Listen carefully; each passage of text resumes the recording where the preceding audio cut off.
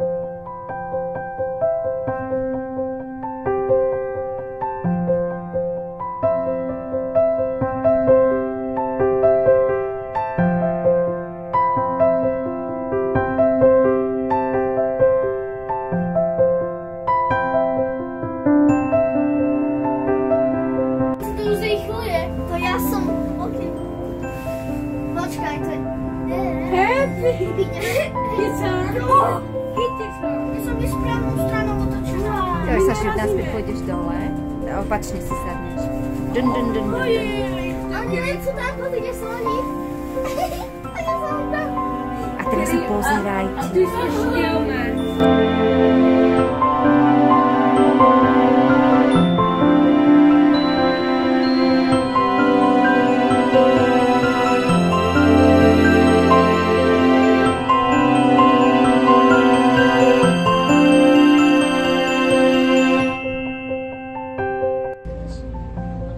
Tešíte sa? Áno!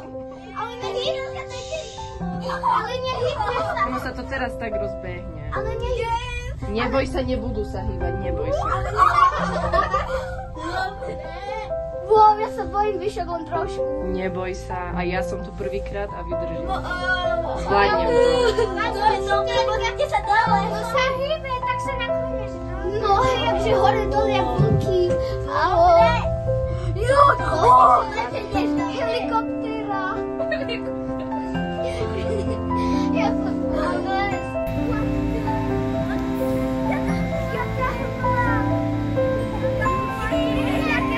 No ako ste sa mali? Dobre. Ríško, prežil si to.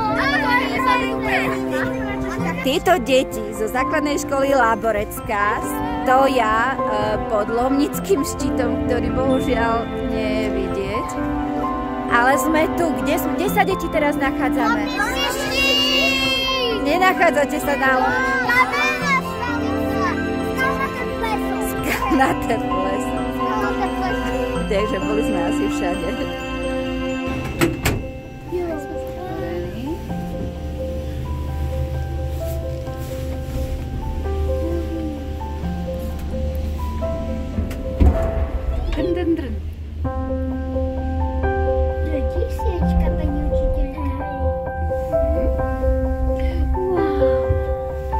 Teraz je to krajšie, lebo tam bola hmla, pravda.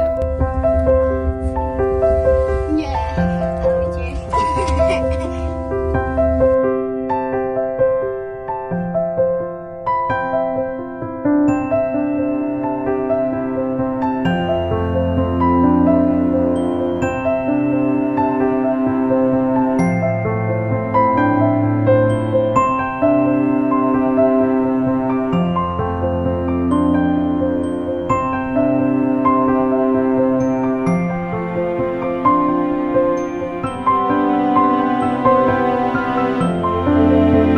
Zachraňuje, keď sú laviny. Keď napadne veľa snehu, tak zachraňuje v lavinách, ľudí vyhľadáva. A teraz, keďže toho snehu není až toľko, není, že? Nie. No, tak takéto psíky učia aj na to, že keď je nejaká katastrofa, napríklad zemetrasenie, tak chodia tieto psíky aj na také akcie, že napríklad zasypaných ľudí hľadajú.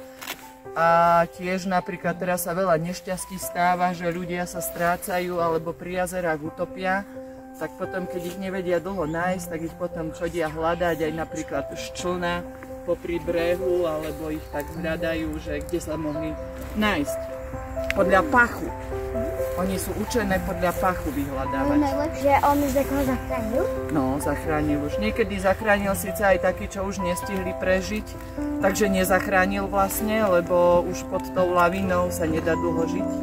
Ako sa volá váš psík?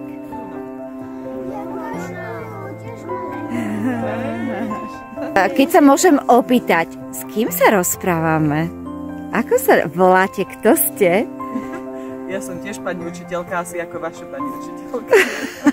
Ale ten psík nie je môj, ale ako je môj, je náš rodinný pes, ale on má svojho pána, lebo on v tej rodine rozlišuje, kto má to hlavné slovo, takže to je pán a ja som taký sprievodca. A vždy, keď takéhoto psíka chcete hladkať, tak presne ako ty si urobila rukou.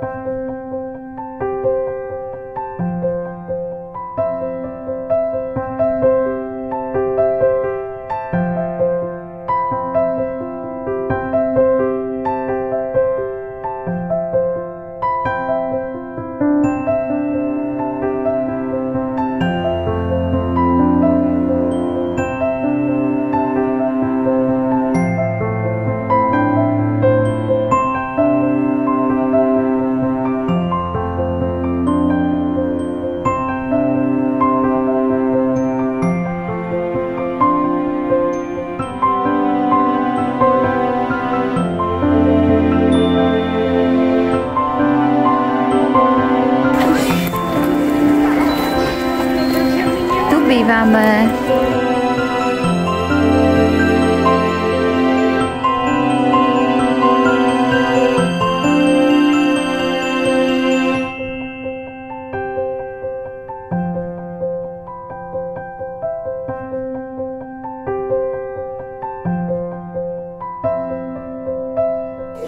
Dnes ste sa bačili, dnes všetci, takmer všetci na jednotku. Ale okrem mňa. Chcem vás všetkých pochváliť za to, ako sme zvládli rannú túru na štart. Veľa z vás bolo v šoku, keď ste videli ten kopec, ale myslím si, že ste to všetci bravúrne zvládli. Hlavne dievčatá, ktoré sme boli vzadu, Ela, Taňka, Sofia, aj chlapcov chválim, ktorí boli vpredu a dorazili ako prví. Ja som prvý. Potom sme išli kam? Na lanovku. Na lanovku.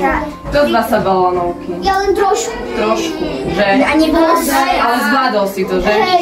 Celá moja kabinka bola úplne nadšená z toho, ako sme tam sedeli. Adam, teba najmä chválim za to, ako si to zvládol, keď si povedal sám, že si sa bal výšok. Emka. Mne sa páčila tá lanovka. No a večera. Večera? Chutila ti večera? Sophie. Mne sa páčilo, síce to na začali strašne boleť nohy, ale páčila sa mi tá túra. Pretože som sa mohla pozrieť príliš ďalej, lebo ja som videla asi už aj udavské. Bol tam veľký výhľad, že? Až po práci sme určite videli. A Sophie videla aj udavské. Danka. Mne sa páčil pán výhľad, sa mi páčilo, jak sme išli na tú lanovku a jak sme sa aj fotili pod tým Lomnickým štítom. Ktorý sme vždy nevideli, ne? Nevideli sme to, škoda. Mne sa páčil lesný chodník a ešte... Viem, že to asi nie každého to bavilo, ale mne sa celkom páčila tá túra, až ten posledný kopec bol ťažký. Ten bol veľmi strmý, že? A na ten budeš spomínať dlho. Ten strmý kopec, čo? Pretože som sa z neho spadla. Mne sa najviac páčilo lanovka, potom sa mi páčilo hľadiska, ale jak tam zapadla nohu a plnou. Mne sa páčil ten chodník lesný, to lanovka a ten psíček bol zlatý. Mne sa páčila lanovka, potom ešte potom ja som bol hlavne prvý, ale chcem, aby dievčatá sa zlepšili, aby tiež boli rýchli, aby chlapcov nás prekonali. Mne sa páčila tá lanovka a bol som veľmi rád, že sme išli naspäť tou lanovkou a že sme nešli tamto cestou, lebo Bol to väčší zážitok, že? S tou ešte menšou lanovkou, kedy sme mali pekný výhľad. Mne sa páčilo hlavne tá turistika, toto vlnovanie, čo sa to volá. A ja sa to volá, hlavne to jedno. Trošku. Super! Mne to páčilo. Čo všetko máme mať pripravené v rúbsáku? Pečiva, voda a čipsy.